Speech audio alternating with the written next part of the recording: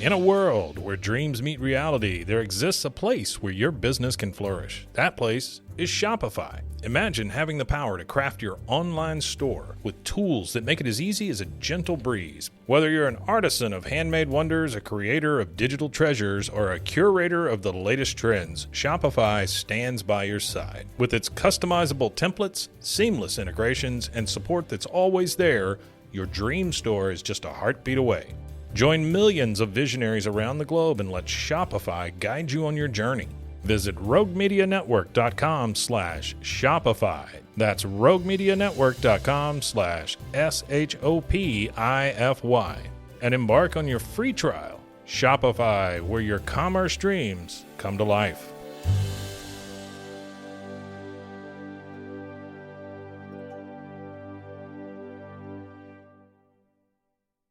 Caroline, you should tell them about the newest thing that Bloody Happy Hour is doing. A Patreon. It's a Patreon. What is that? That means you're basically like a VIP member, and there's 2 different levels that you can, subscribe to, and you get some perks. You maybe get like merch a little earlier. You get exclusive merch. You could get first dibs on signing up for a live show. You get episodes with no commercials. You get our video because our video is no longer available on YouTube. It is only on Patreon. And the most important to me is you get videos of our live shows. So if you are far away and you couldn't make our last live show, it will be on the website. We're going to record this future live show. It's going to be on Patreon, but also bonus episodes each month. You guys tell us all the time you want more episodes. This is a way for you to get more episodes. So you're going to get our basic Tuesday, Thursdays that we always put out, right? But if you're on a Patreon, you're VIP, you're going to get more. I can't wait to talk about in detail some more stories because I always have a lot of details I want to go to. I can law-splain. I might read a book. They just unsubscribed. This is also going to be the exclusive place that Dirty Chat is going to go to. So if that is breaking some of your hearts, just go ahead and subscribe now. In order to hear the full content, it's going to be Patreon. Where do they go again? Patreon.com/Bloody Happy Hour. Don't forget to stay aware, stay alive, and always be DTF. This is a Rogue Media Network podcast.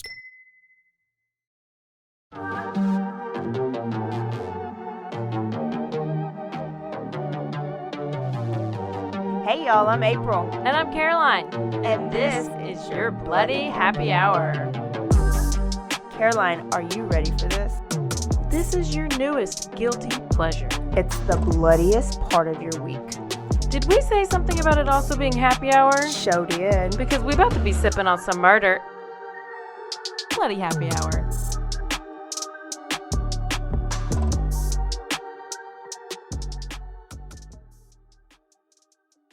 Oh, hey, y'all, this is April. And this is Caroline. Bloody Happy Hour. Bloody Happy Hour. Happy 4th of July. You got... Nope, this is after 4th of July. Yeah, it's like probably the 8th of July right now. Happy maybe, 8th of July. 11th. Yeah. I think it is the 11th. 11th. It yeah. is It's because 11th. I'm actually not here right now. I'm not Neither here you. either. We're both in Mexico. We're both gone. Hopefully Hurricane Burley. Hopefully Beryl. I thought it was called Beryl. Oh, Beryl, probably. I've called it Bertha. I've called it... Hopefully he's not going to take either one of us and we'll be back. But this week? Next week, you guys are going to get a repeat episode because we are not recording the week that we are on vacation. Yeah. So, you'll get a surprise. A surprise. What else? Do we have a Patreon episode that's coming out? Yes. So what you will get if you're on Patreon is a bonus episode on Patreon, and we are just celebrating 4th of July early. Me and Caroline have on our so USA patriotic hats. She's gripping that pole real tight right now. And we got some tequila and some club soda and some lime, and we're just going to have happy hour. We're going to talk about anything. So if you want to tune in and listen to what our conversations sound like outside of the podcast, you're going to be like, oh, they're pretty similar all the time.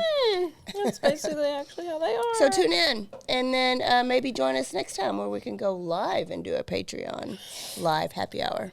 That would be fun. All right. What else? Is there anything else? Should we update them on Sweet Pea's new purchase? Oh my gosh. Yeah. Yeah. I mean, Because, basically it's they're going to follow it all. whenever you turn up missing, and Sweet Pea has bricks, and he got zip ties, and now we got the ski A mask. ski mask. Sweet Pea was like, Y'all, this thing is was like- gray. It looks like a head condom oh, yes. with like opening And for all your it's just eyeballs the and your eyes. nose, maybe, Yeah. or I guess just your eyes. Yeah. It's literally like a robber mask. And he got it. He was so excited. I think it might be what the guy who I'm about to talk about in the story today wore. Probably. You should have. I should have brought it. You should have wore it. Oh my gosh. We should have. But he brings it home and he's so excited. He was like, "Look what I got for when it gets cold." And he put it on, and I was like, first of all, you're not Where are you wearing that in public, and don't just have it in your car, because if you get pulled over, they're going to link you to a robbery. Oh, facts. 2, why? Why would you do that? And he was like, it gets cold on the dock. And I said, you know what? What? Listen, sir.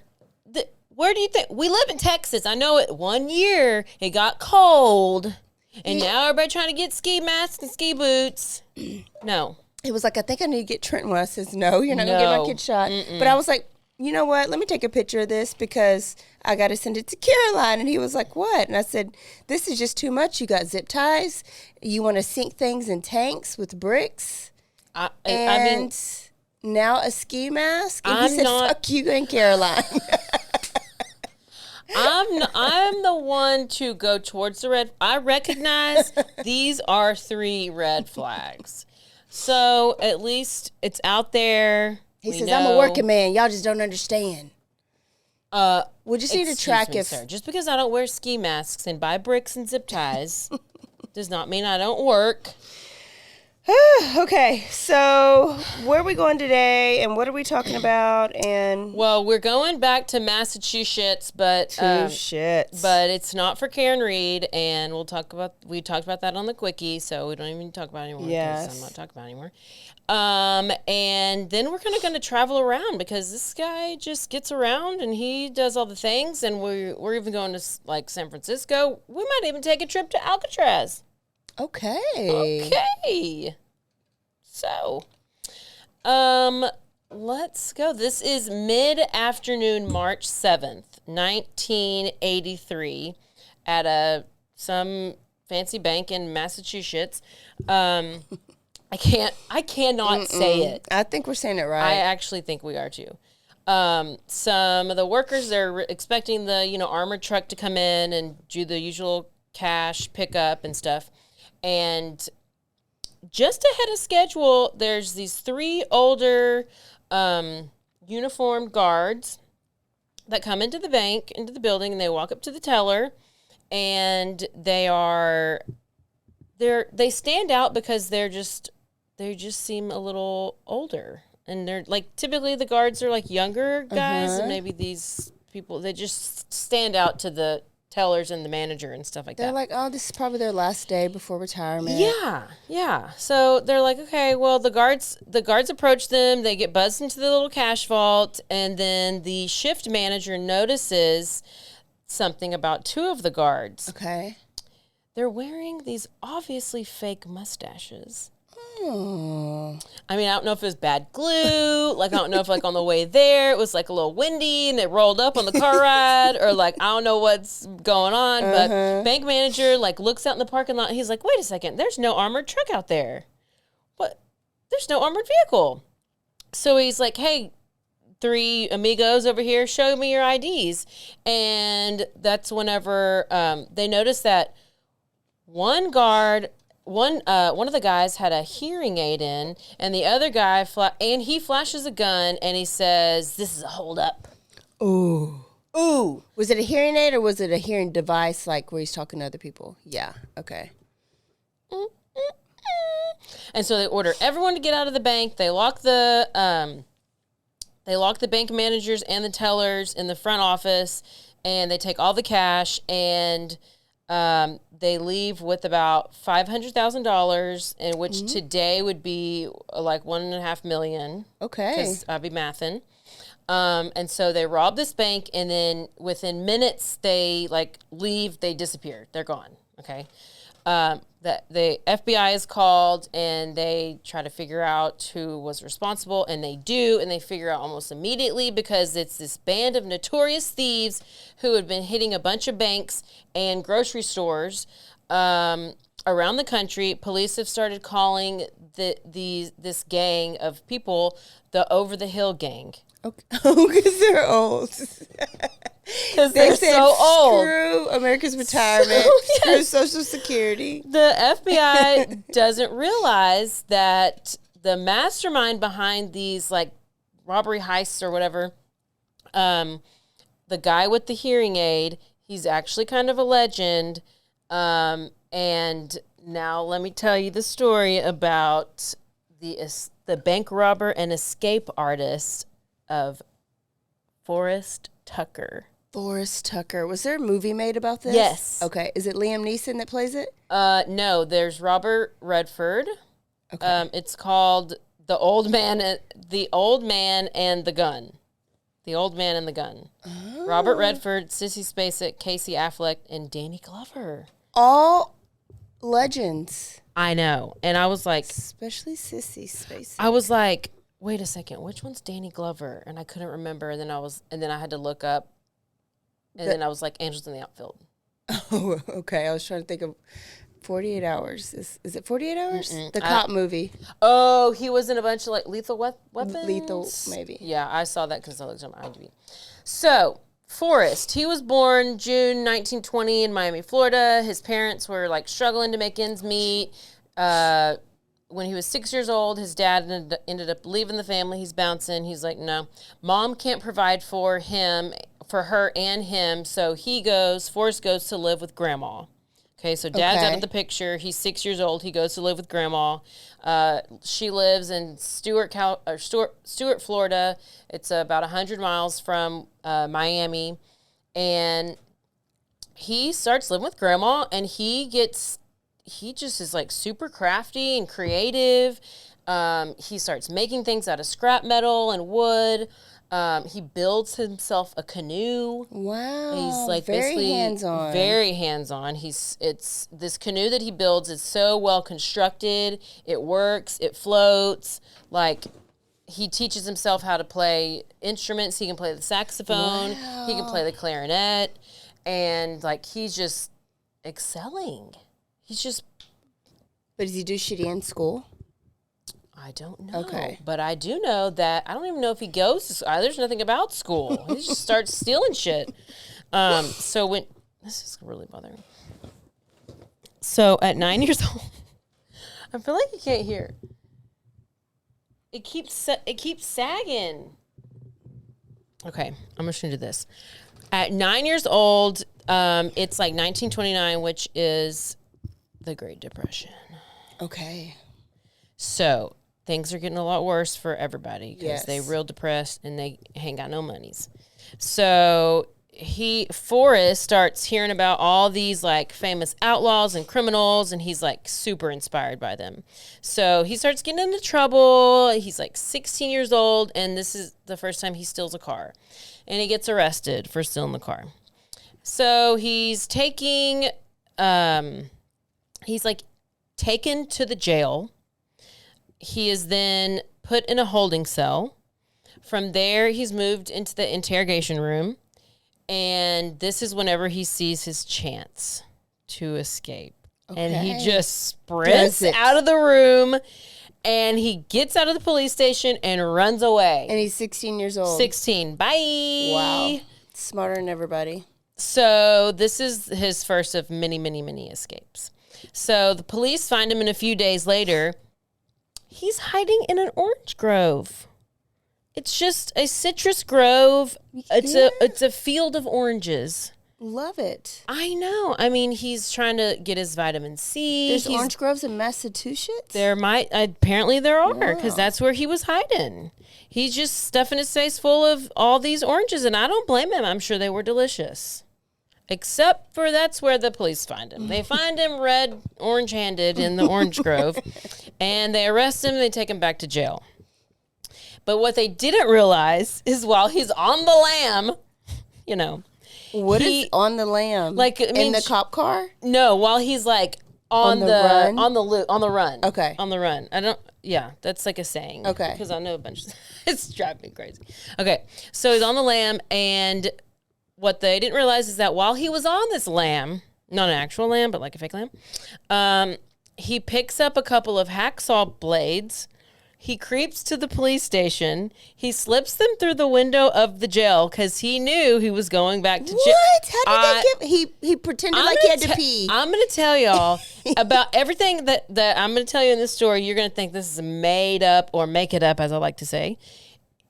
This is all real facts. Real stuff. This I'm is gonna watch real facts. Is Robert Redford Forrest? Yes. Is his name Forrest Whitaker? Yes. I keep calling him Forrest Whitaker. Yeah, but it's Forrest Gump. No, it's Forrest. Forrest Hacksaw. Hacksaw. No. You just Forrest Tucker. Tucker Carlson. Forrest Tucker. Okay. I like the name Forrest. I like the name Tucker. I do too. Yeah, I do too. So he gets this hacksaw. He goes and he like slips him through the window of the jail, and he ends up getting picked up by the cops. A few days later, he's put back into jail. But now he's like, I got my hacksaws. Think about movies back then. The jail, like there'd be a window, but there'd just be steel bars Yes. in between, so it'd always be open. There's no like pane, Mm-hmm. so he just slipped that shit in there. I bet he pretended like he had to pee. Can I go over here and take a whiz? And they gave him some privacy, and he just slipped it through the window. He probably did. That's a good detail. Let's just say that's it. That's exactly what happened. So his first night back in jail, he gets with a couple other inmates, and they get the hacksaws, and they cut through the bars on the windows, and one by one they squeeze out the bars, and they escape. Gone. So he gone again. Forrest and one of the other inmates are found. They're found about an hour later. Oh, hell. In a nearby river, hiding with just their noses out of the water. To breathe. It's like they're little alligators. You just see little eyes. You just see little noses. I can only imagine. You can't make this stuff. This is like Dennis the Menace. This is wild. So now he's 16. Okay, he's arrested for a third time. Okay, and so they catch him in the river. He gets arrested again. Now he's sent to this strict reform school. I don't know who sends him there, but he's sent there. And this is where the guards would give you 3 days to callus up your hands or to just like get prepared for what's to come. Okay. And then the walking boss, I guess that's like a guard who walks around. Yeah. He would punish you and hit you with his cane or his fist if you didn't work hard enough. And sometimes the guards would take you in the bathroom, tie your hands behind your back, put the water hose pressured to your face so you would, and they would hold it there until you like start sputtering or until you couldn't breathe. Oh, just because you weren't working hard enough? Yeah, so just a little waterboarding activity. Yeah. So I don't think that was traumatizing at all. Mm-mm. So he stays there, and then he is released from there after 6 months.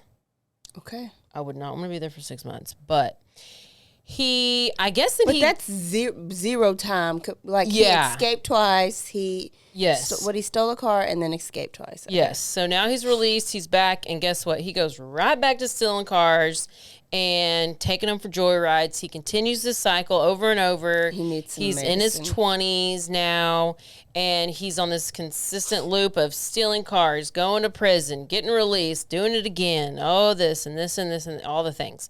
So he's getting a little compulsive about this, just breaking the law. But he's really not a villain because he doesn't like hurt anyone. Yeah. He's not like being. He's bored as hell. He is bored in the house and is in the house bored. And he's very charming. He's very polite. Okay. He's kind of a showman because, you know, he's kind of a musician, you know, because he does the saxophone, plays the clarinet. And now we're learning that he actually, when he goes and he starts to rob these banks, he's like dressed up. Like he dresses in like these suits and he kind of wears wigs and fancy shoes. Like it's a whole setup, get up. It's well thought out. He's very well thought out. So in 1950, Forrest walks into Miami Bank. He goes up to the counter, politely tells the lady, "Hey, I'm intending to rob the bank right now." Very calmly. He's like, "Hey, I got a gun on my hip." And she's probably like, "Oh, hey, daddy." Uh-huh. Like, yeah, I think that's what she said. And it's like, gun on my hip. And he ends up leaving the bank with about $1,300, which would be a these lot days of money. $16,000. Wow. Wow, look at that math again. $16,000 in today's stolen money average. But he was not fully satisfied. He's like, you know, I could have done better than that. Yeah. You know, like the first time it's like, you like 500,000. Like Next time I do it. It's like when you do a race and it's like, okay, I got this time. Next time I'm try to do a little bit better. But instead of like next time, it was literally like a couple days later. He went back to the same bank. Did he get a new suit? No, Did he go to the same teller? This time he changed up his tactic. Okay. This time he took an entire safe. Oh. He must be so strong. Wow. Did he hook up a car like on Fast and the Furious and just drive out? I think he did. I think so. But then unfortunately, he was captured almost immediately after he was spotted on like the side of the road trying to open up the safe with a blowtorch. Well, he didn't think that part out. He didn't, but he's still young. He's still figuring it out. And frontal lobe still developing. Yeah, and I mean, I would have thought he would go back to the oranges, but I guess he decided Pecan orchard. I'm just gonna, pecan farm. This is where he knows he needs to just go to some kind of farm, a food place. Yeah, not just the side of the road. Like that's not gonna cut it. So I'm sure he thinks it over. Or back home because grandma's old. She's not paying attention to anything. Grandma's old. She might even, who knows where grandma is? She's probably one of the bank workers. Who knows? So he's arrested. He's convicted. He's sent back to prison. But he doesn't care because he's an escape artist. He knows he's going to get out. He knows he's going to get out. So after a few weeks of being in prison, Forrest he's like grabbing his stomach. He's like, oh my God, my stomach. Oh, my stomach hurts. I gotta go to the hospital. My stomach hurts real bad. He's taken to the hospital and his appendix is removed. Okay. But while he's recovering from this operation, he is chained to the bed. But guess what? He knows how to pick a lock. He can pick a lock with almost anything. A pen, a paper clip, a piece of wire, nail clippers, a spring from a watch, like anything and everything. And after a few minutes, he done picked the lock and he walked out unnoticed. And all he had to do was get rid of one old appendix. That's it. Mm-hmm. He gone. Wow. I don't know if he has an invisible cloak. I don't know how he does it, but he does it. And he was like, just one appendix, small price. Yeah. Like it's no big deal. Yeah, you don't even need it. And you know what? He's like, I'm making my way straight to Cali. Let's go, Cali. So he goes straight up to Cali. This is when he starts to get this little persona and starts wearing all of his flashy clothes. Okay, because now he's got a little bit more money and he's looking stylish. He got these bright suits on. He finds a buddy to join in with them for the fun. And for the next 2 years, they hit bank after bank after bank. They're up and down California. They're wearing their sharp suits and their sparkling shoes and apparently wigs and all the things. Okay. Like they are just living it up, making headlines along the way. I guess they're saying they're scary and impressive men who terrorize their victims in this dramatic attire. But they're really just robbing the banks. They're not hurting anybody. They're Sounds just very smooth and cool. Yeah. Like, they're smooth criminals. Yes, they are actually legitimate smooth criminals. The second week in a row, we got to mention a Michael Jackson song. Last week, Billie Jean. Now, Smooth Criminal. You're good. Let's try to go for 3. Okay. We're going to do it next week. Okay, we're going to do it next week, too. Okay. So, where are we at? 1953. It's been 2 years later. So, him and this guy are going for 2 years. They're robbing these banks in their sharp suits.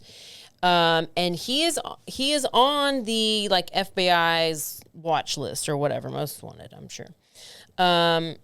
They finally find him and they arrest him while he's robbing a bank in San Francisco. And while he's being booked into the police station, the FBI go and search his apartment. Okay. So they knock on the door, but some lady answered, some young woman answered, and she got a baby on her hip. Oh. And they're like, oh.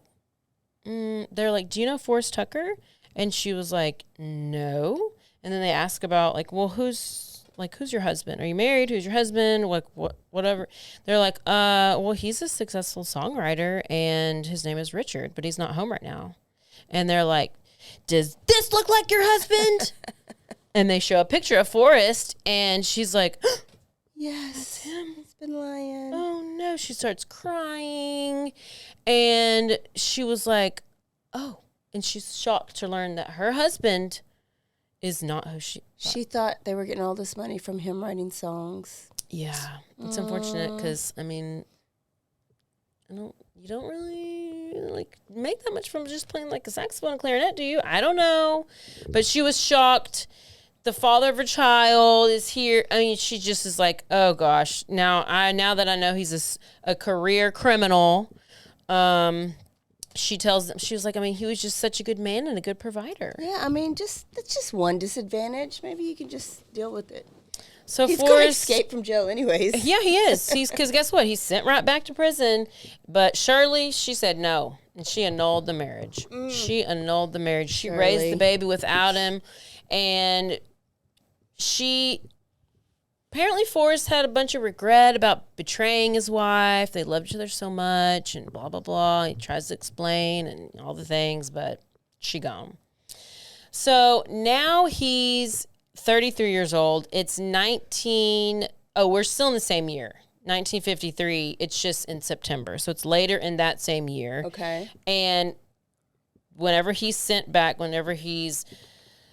Shirley's left him, he's sent back to prison. This prison that he's sent back to is kind of a big deal. Okay. It's called Alcatraz. Oh, yes. How are you going to escape on Alcatraz? Alcatraz is an island in the middle of the ocean, right? Yes, it is. Yes, okay. I'm going to tell you.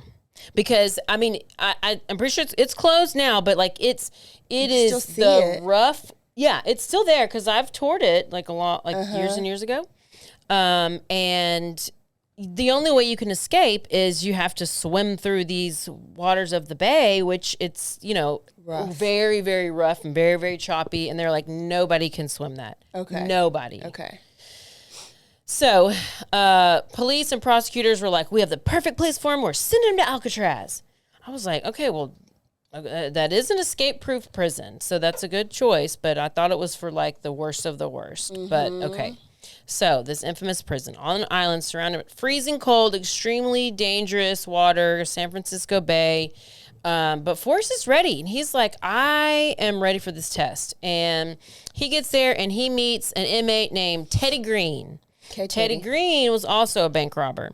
And he was known for once breaking out of prison by packing himself into a shipping box and get mailed out. Freddie. He got mailed out. I feel like there's a movie about this part right here, too. Arnold Schwarzenegger and Sylvester Stallone. It could have been. Escape Plan. That's what it's called. It probably is. So they start scheming together, and they start pulling off, like, think of a sponge, like with those little metal pieces on it, like those really like a rough sponge. They start pulling a steel wool sponge, scrubby pad thingies, and they start peeling off those little pieces and hiding them in their clothing to try to trigger the metal detector. Okay. So that it makes the metal detectors go off so that the prison guards will think that the detectors are defective. They just start smart. They'll turn them off, maybe. I guess, yeah, because then they start stealing tools from their workstations. I guess that makes sense. If you have metal detectors, you can't steal your stuff back. Yeah. So then they trip the metal detectors. they start Criminals. stealing these tools, and they're hiding them in holes that they carve out of their prison toilets. And they conceal these holes with putty. They got the putty. They also stole that from the prison supply. Then at night, they go into the toilets, remove the putty, take the tools out, and start working on digging a tunnel through the prison floor. And for a while, this plan seems to be working. But somehow, a prisoner who's in solitary confinement ends up finding out or hears them and rats them out. And then they are sent. Wait, let's see. Is this what? Oh. So the Alcatraz officials find all the tools that are hidden in the toilet, and they make a list of all these tools. We have a blowtorch. He loves a blowtorch. Yeah. And I don't even know how you get. Anyway, he got a blowtorch, a bar spreader, a brace, a screwdriver, 1 or 2 pieces of wire, a pair of side cutters, and a piece of stone. I don't even know. I can't even begin to tell you. But then their punishment was to be thrown in the hole. And if you ever watch Orange is the New Black, the hole is not a good place to go. Or whatever show I watch, prison show. The hole. This is where the inmates go, and at least at Alcatraz, they are stripped naked. They're held in these rooms that are entirely made of concrete, floors and everything. They get food fed through like this little hole in the door, and their toilet is a hole in the floor. So you do not want to be there. It's basically there to punish and humiliate the prisoners. So over the next couple of years at Alcatraz, Forrest decides he's going to start reading the law books and getting to know the law, and he's going to start inundating the California court system with appeals and writs and legal rights and all kinds of things. So the local prosecutor's like, no, bro, this ain't happening. Reject. But then some fancy judge comes up and he's like, okay, I'll take a hearing. I'll take you in for a hearing. Okay, but guess what? So this is how he's going to get out of the Alcatraz, because he's got to go to the county jail. He's got to go to the county jail. So the night before. So he forgot about his partner. He's like, I can't. Oh, yeah, he done. He's like, oh, well, we tried and we tried. Yeah. So the night before he's scheduled to appear in court, he is transferred to the county jail, and which is a lot easier to get out of, a lot easier, more laid-back security system. So he gets there and he starts complaining about his pain in his lower abdominals. His other appendix or whatever, something else is really bad hurting. And so they put him in shackles and handcuffs, and they rush him to the nearest hospital. No one is looking. He grabs a pencil and he stabs himself in the ankle. So they'll take off the shackles, because now they have to take off the shackles to whatever, work on his ankle. Gosh, he's dedicated to the cause. He's dedicated. But he's still in handcuffs. So they take him to the x-ray room or something. He's on a gurney, and he's like just watching intently. He's watching where's the nurse. He's watching where's the guard. He's just like, he's just alert. Once this, the officer guy is distracted, the nurse is distracted, he doesn't have his shackles on. Mm-hmm. He jumps up off the bed. He's got his handcuffs on. He's wearing a nursing gown, ass out, and just gone. Takes out. He's running. Jumps off the gurney, runs to the hallways, out the door. Can't stop, won't stop. And he's gone for hours. He's on the loose. He's eventually tracked down. No. I'm rooting for him. This time, he's in the middle of a cornfield. What is up with him and food fields? I don't know. He's just he's all about the vegetation, this guy. I'm telling you. And he's just in this cornfield with his ass out in his gown with his handcuffs. But it is hard to get found in a cornfield. I feel like these police... Maybe it recently was cut. Maybe he just was like, I'm tired of running and I just need to take a nap, and he's just out there. Who knows? So, after that, he gets 23 years tacked on. Still in Alcatraz? He's still in Alcatraz, but actually he is now transferred from Alcatraz to San Quentin. Oh. Which is about 10 miles. It's like a infamous maximum security prison. It's about 10 miles north of Alcatraz at the top of the bay. And so now it's... But is it in the middle of the water too? No. It's like on one of the tips. Okay. So it's 1979, and he is 59. And he is in his cell, and he's looking out the window, and he sees these people rowing in the bay. Yeah. And there's like this fancy yacht club that's nearby. So it's these people on this like particular painted boat, rowboat, and he just notices like, okay, it's like there's a close by yacht club, and these people are out just getting their row on. Well, he gets a couple of inmates together, John and William. So it's Forrest, John, and William.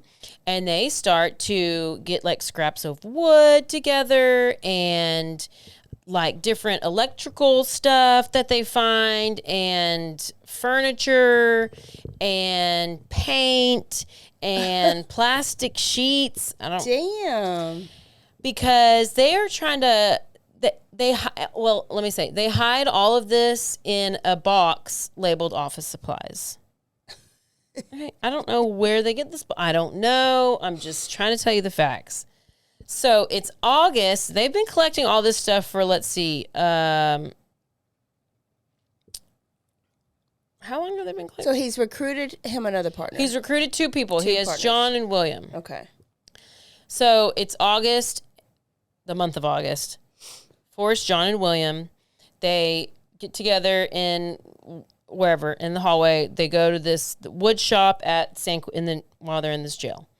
And John and William stand guard. Forrest goes into the shop, and he gets to like working out. He works out the different odds and ends because they've been stealing all of this stuff. So he's now going to build a boat. Oh, that he's already perfected when he was 0 years old. Yes. He was like, I should have thought of this a long time ago. So he is building a boat that can fit the three of them, and he doesn't even use a hammer because it would be too loud. It would make too much noise. And instead, he pieces the boat together using tape and bolts. Okay. Tape. I don't know what kind of boat this is, but once the boat is built, Forrest has to paint it, and he paints it like the boat that he saw the people from the yacht club growing up in. Oh my goodness. So, and I mean, because he's obviously an artist too. So well, he wants to blend in. Just wait. He doesn't have enough paint for the whole boat. So he just paints the side of the boat that the guards are gonna see. Oh my goodness. I'm dead with this guy. So he tries to figure all that out. And he's like, well, where are the towers? Where are they gonna see? And he stencils the words rub-a-dub-dub on the side. And then with the paint that he has left, he draws the yacht club logo on his and the other guys' prison-issued sailor hats and sweatshirts. I don't know what a sailor hat, but it's... Yeah. He is prepared. Yes. Yes. Well thought out. Very, very well constructed. Very organized. He could be a great event planner. He would, He's got all the fine details. Logistics. He's got it all down. Yes. So when he's finished, they put on their hats, carry their boat. Listen, don't ask me how they even get to the boat and make the boat. They get the boat out. They get on the boat. They are in the water, in the boat, with their clothes on, and they are just part of the yacht club now, okay? They exit the prison successfully. They access the water. They gone, and here they are on their boat. Perfectly constructed boat. No water leakage. It's sealed perfectly. It fits all three men, but it is choppy as in that water. Yes. And it's like super intense, super just like, I cannot imagine. Where's their paddles? Do they have paddles? I'm sure. I'm sure he built some paddles. Like how you have to have your paddles with the rowboat. So Unfortunately, the waves were a little unforgiving, and they kind of come over, and they end up flipping Dumping the boat 'em. over, and the boat starts to sink. But they're they're trying to make their way with the boat to the shore, at least just to get to the shore. But one of the guards from San Quentin sees these people in this flipped over rowboat struggling and yells at them if they need any help. Y'all need any help?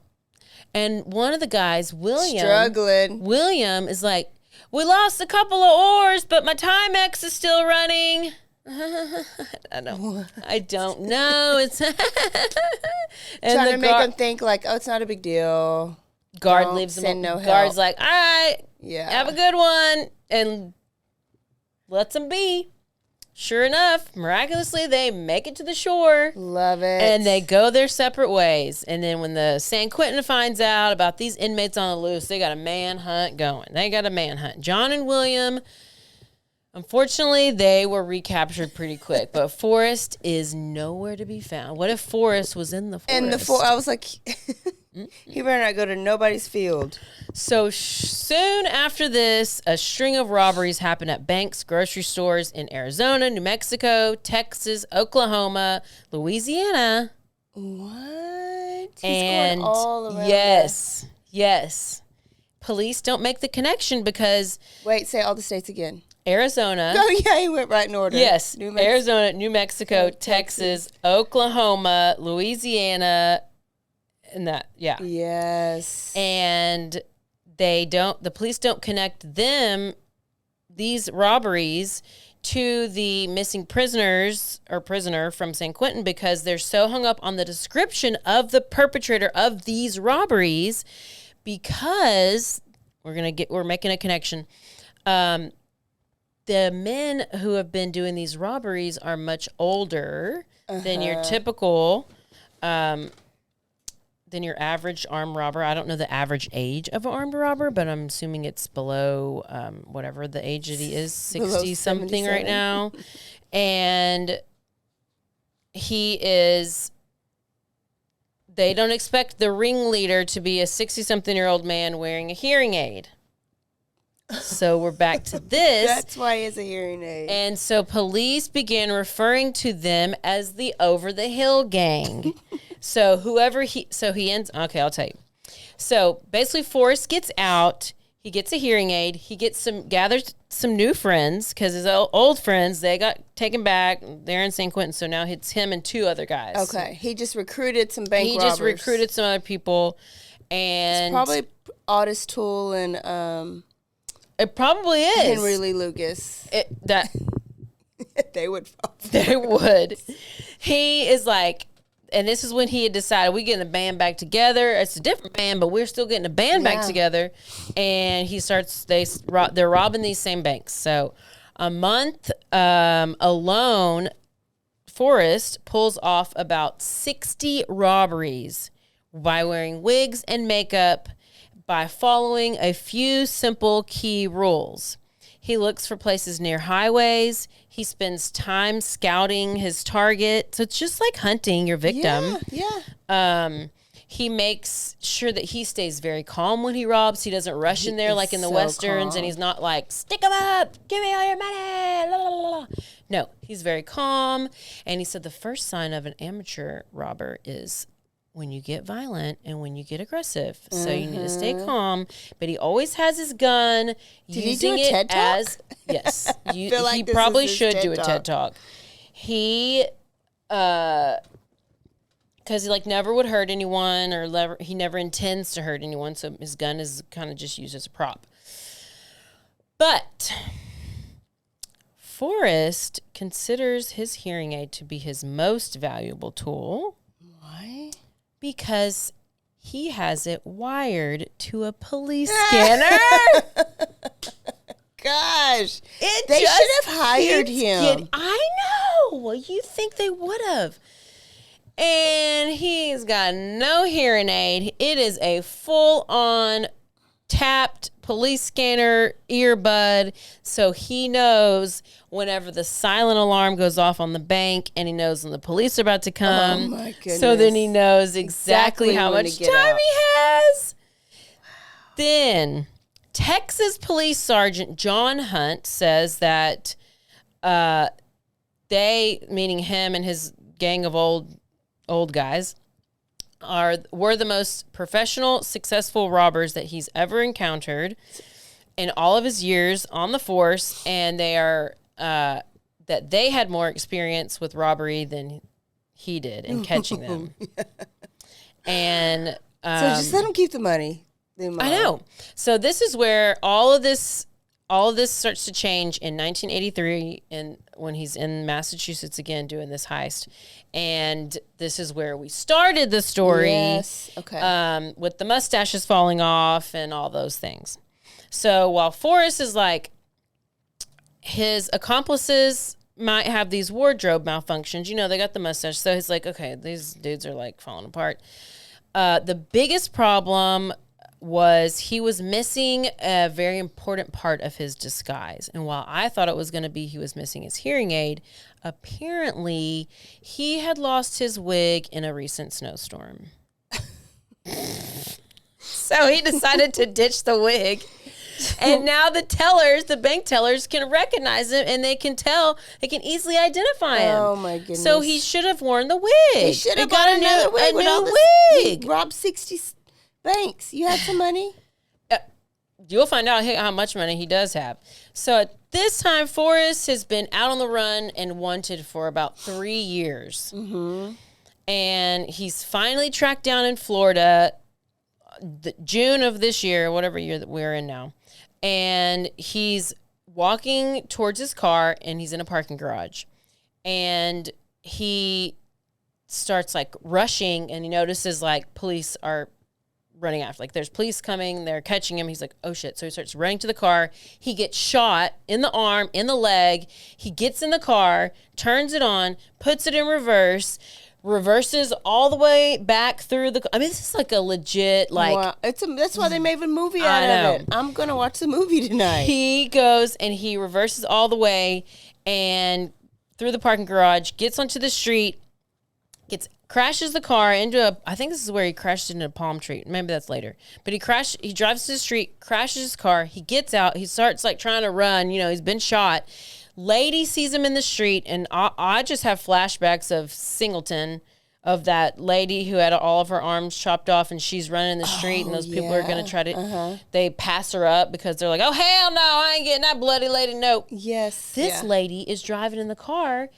So he's come out the parking garage, crashed his car. He's in the street, bloody. A lady with a baby in the car stops and wants to help him and take him to the nearby hospital because she thinks he got hit by a car. She said this might be Jesus. She did. She was way better. So he gets in the car, and as soon as he gets in the car, he does for the first time pull out his gun, and he says, he points the gun at her, and he grabs the steering wheel, and he was like, drive.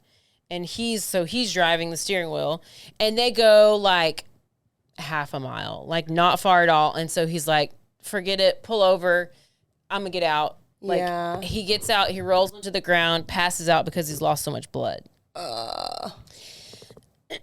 So he immediately is taken to the hospital, which then he's taken back into custody, and now police decide that they're gonna go search his house in Florida, where he lives in this like retirement community. And they knock on the door, and they're greeted by this lovely lady in her 50s. How long was he out? He got married. He's long enough to get married again? He does the most. He's very charming, I tell you. He's very charming. Well, I was thinking this is like within weeks, but this is within years. It is within years, yeah. Because at this point, he's on the loose, 3 years? Okay. It's because he goes back and forth so many times. It's really hard to keep up with. So you just have to listen. And he lives in a retirement community. Yeah. And she tells police that her husband is named Bob Callahan. And he's a retired securities broker. And they're like, ma'am. Is this your husband? this is your husband? Because it's actually Forrest Tucker, and he is a notorious bank robber. He's been at Alcatraz and San Quentin. I don't know what all details they gave, but I would think they said that. And they're like, he's successfully broken out of prison like multiple times, and she's like, oh, I can't believe it. She can't believe it. Yeah.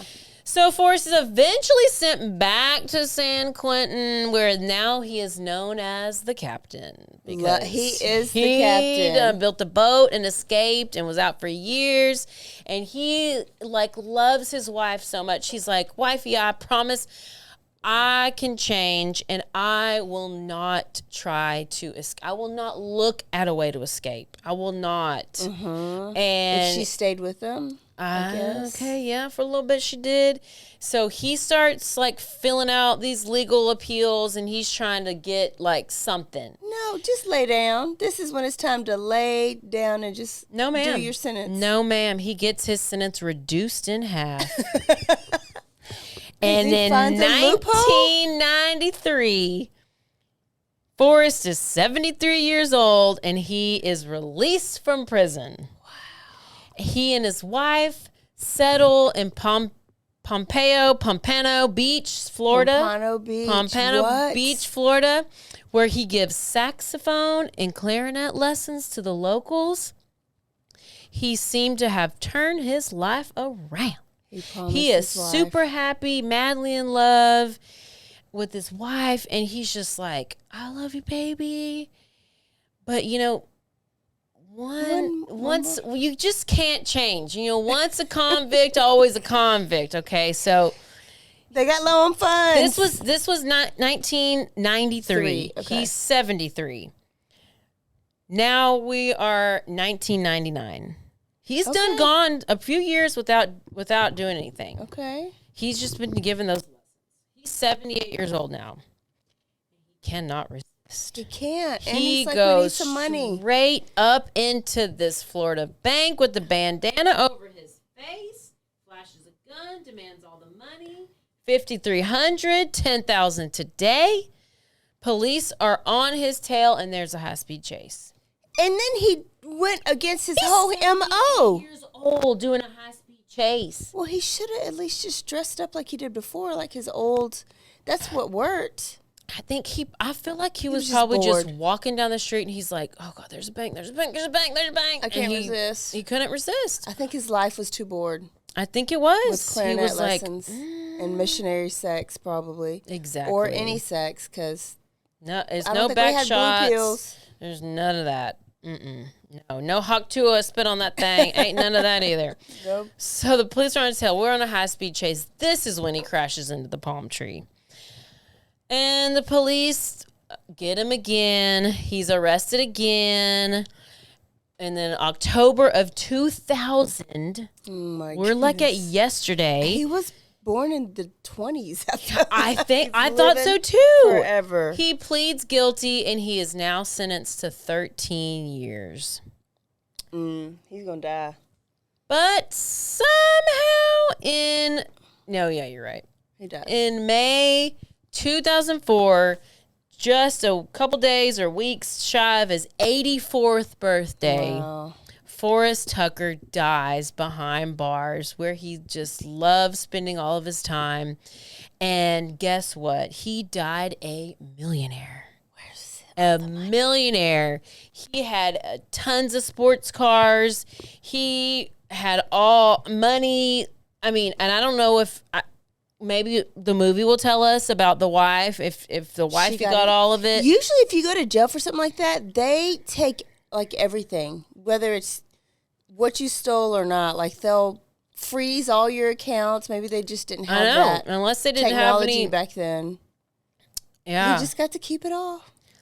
Over the Hill gang, and he they searched the vehicle. They found burglary tools, weapons, police scanners, tons of cash, and that's the story of Forrest Tucker, the escape artist and bank robber extraordinaire. All because his mama gave him up.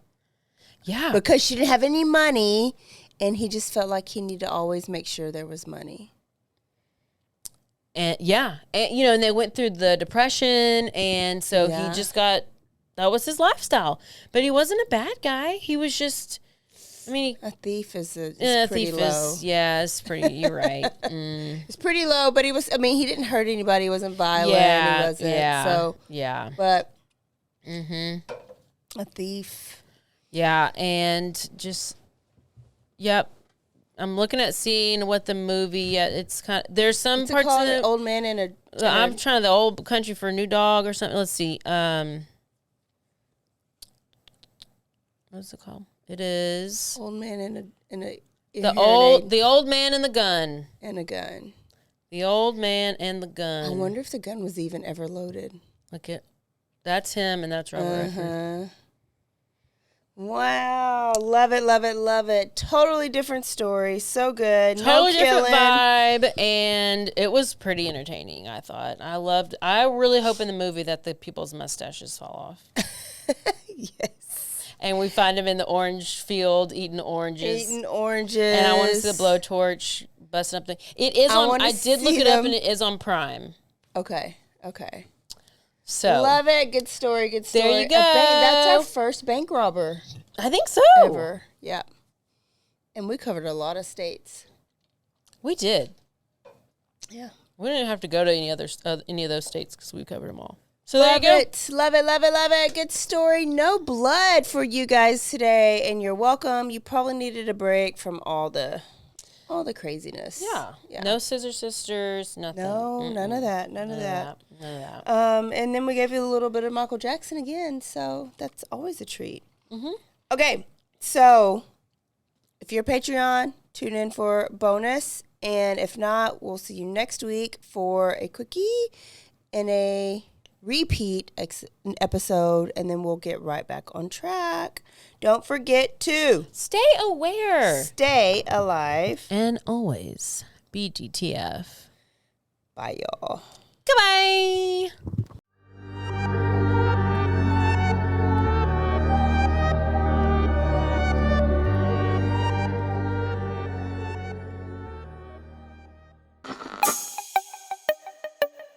This has been a Rogue Media podcast.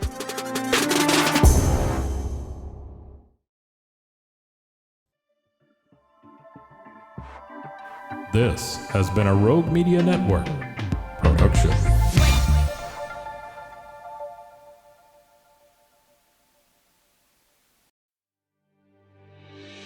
In a world where dreams meet reality, there exists a place where your business can flourish. That place is Shopify. Imagine having the power to craft your online store with tools that make it as easy as a gentle breeze. Whether you're an artisan of handmade wonders, a creator of digital treasures, or a curator of the latest trends, Shopify stands by your side. With its customizable templates, seamless integrations, and support that's always there, your dream store is just a heartbeat away.